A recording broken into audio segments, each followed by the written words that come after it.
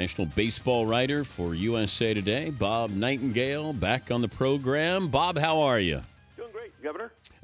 Thank you. Thank you. If elected, I will not serve. I saw your article a couple of days ago with the whole biogenesis. So these guys who got popped, the Alex Rodriguez situation with Anthony Bosch and all of this, that these guys are back and guys are playing at an all-star level. You're around these players. Is there a cloud of suspicion that still follows these guys with the biogenesis that they're doing well this year? No, you're not really, because these guys are, again, testing more than other guys now. And you got think, okay, you got caught. You got to be really, really stupid to get caught again. And so you got to think these guys are clean. You got no suspicions otherwise. And, it shows these guys did have the talent, even when they got, caught doing stuff. It wasn't just a miracle drugs. But if it works now that they're all-stars without it, then this stuff didn't work with them, or why did they use it before? Well, some of it was just, injury factor. Like, you know what? I can stay in the field. I can be healthy. I think that was the case with Braun. Remember, he had the calf injury. Yeah. And so, okay, I can play, I can play as long as I take stuff. And some of it is just a confidence level. And these guys, I know the pitchers, feel like you're Superman on the mound if you're taking stuff. Well, Alex Rodriguez said that he used it in Texas but didn't use it after that, right? Yeah, that's what he said. Okay. So he had 3 or 4 of the greatest seasons ever in baseball history, but he decided then that he was going to stop using. Okay. It doesn't make sense that any of these guys would use it, have success, and then say, I'm going to stop using it. What, they have a conscience, or they're worried about getting caught? Yeah, I think just worried about getting caught. I mean, with A-Rod's case, he did have injuries, and he kept looking for every single edge. Him, I think it was just a... kind of an ego thing, like, you know what, I'm the highest paid player in baseball. I better play like it because right now I'm getting embarrassed.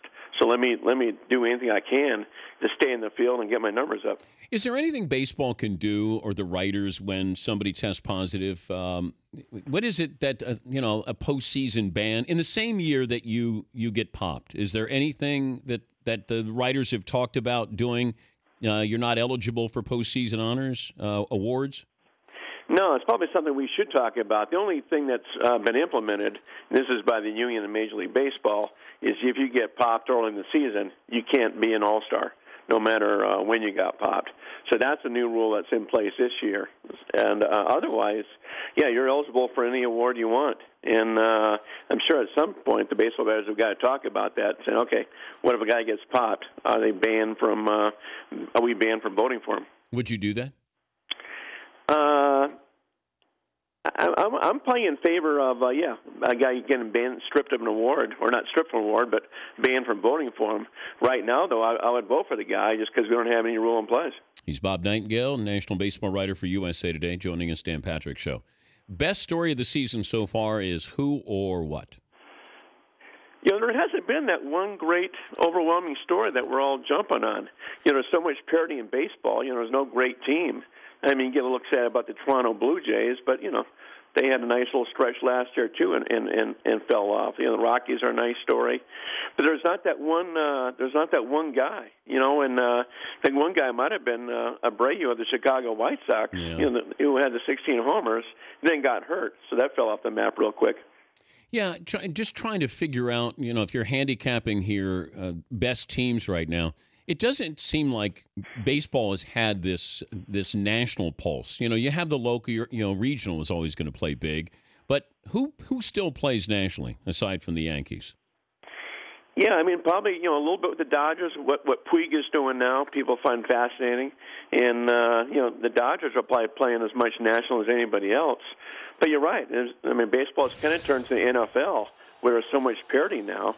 There's only 3 teams outside of 5 games out of a wild card berth, and that's how closely bunched everybody is now. But do you think the commissioner with revenue sharing, that it actually did work, that you're seeing parity, and is it good for baseball? Oh, yeah, it's definitely working. And too, it shows you can't whine and cry about your payroll. I mean, the Oakland A's are proving that, once again, that if you have a smart front office, you can win no matter what your payroll looks like.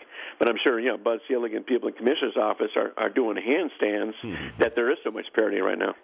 Tommy John surgeries, have we figured out why? No, and that's the scary part. I mean, there's every reason in the world being thrown out there. You know, everything from these kids are throwing so much when they're in Little League and Babe Ruth League to, I wonder if some of these kids are doing stuff, taking some, PEDs at a young age because there's no testing, obviously, in Little League and high school.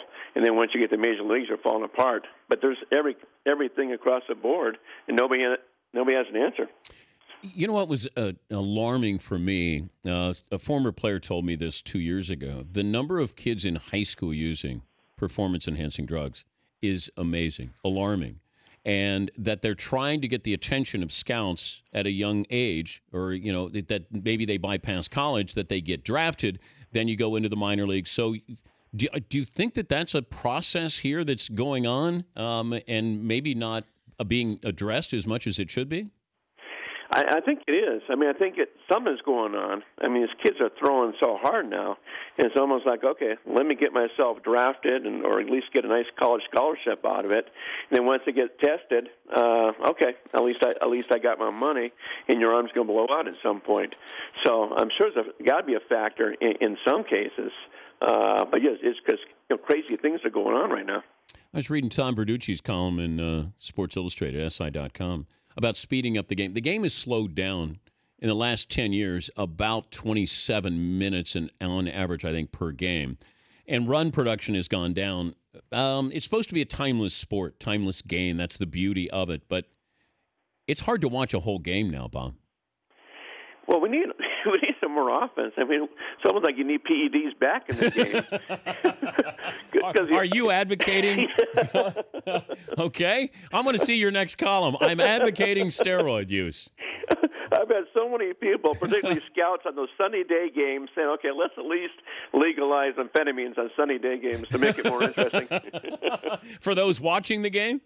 Exactly. Yeah. But the game is slow. And I think also you got guys who have no problem striking out 150 times. You got pitchers who are strikeout pitchers. So nobody puts the ball in play the way they once did. So you do have these guys. It's an all or nothing. I'm going for the strikeout, or I'm going to try to hit a home run.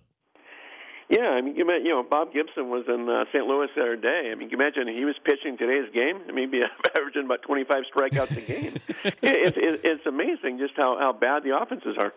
I got into this discussion yesterday. I'll give you an idea of how exciting my life is. So I'm having a couple of beers, and I said Pedro Martinez had a stretch that was, I try not to compare generations, but was equal to Sandy Koufax. I'm with you. Okay. Particularly doing that in the American League East is, during the steroid era and those great hitters. Yeah, I'm with you. Okay. I mean, he was absolutely dominant for a while. All right, thanks. I could have used you yesterday as these guys are pile on, with me. Like, you're crazy. Pedro Martinez, did you ever see Koufax pitch? I said at the very end of his career, but, Pedro was actually underrated in my opinion. He was, and probably because he was in Montreal all those years too. Yep. When he was really dominant, nobody paid attention to him again until he got to the Red Sox. Good to visit with you as always, Bob. Thanks for joining us. My pleasure. Good luck in the election. All right, that's Bob Nightengale, USA Today national columnist.